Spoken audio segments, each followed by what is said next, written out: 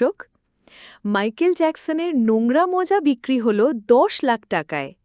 তারকাদের ব্যবহৃত জিনিস সযত্নে যুগ যুগ ধরে রেখে দেওয়া ট্রেন্ড নতুন নয়। ঠিক তেমনি যদি প্রয়াত পপ সম্রাট মাইকেল জ্যাকসনের ব্যবহৃত কোনো একটা জিনিস হঠাৎ হাতে আসে, তবে সেটা সযত্নে রাখার ইচ্ছে কি আর চেপে রাখা যায়? এবার কিং অফ পপের পুরনো মোজা কয়েক লাখ টাকায় বিক্রি হতে চলেছে।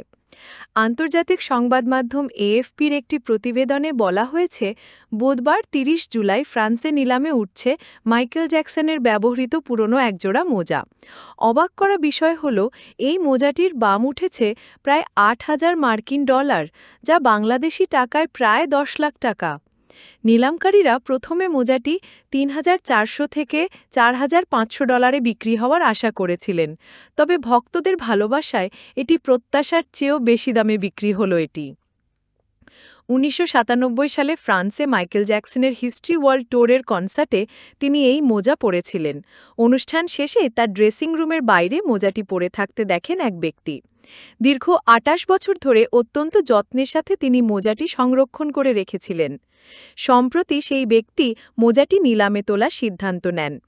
নিলামকারী অরোর ইলি সংবাদ সংস্থা এএফপিকে জানান, মোজাটিতে কিছুটা হলুদ ভাব দেখা যাওয়ায় এটি নষ্ট হওয়ার আগেই নিলামের জন্য রাখা হয়। যে ভক্ত মোজাটি কিনেছেন তিনি এটিকে মাইকেল জ্যাকসনের স্মৃতিচিহ্ন হিসেবে ভক্তদের জন্য প্রদর্শন করবেন বলে জানিয়েছেন।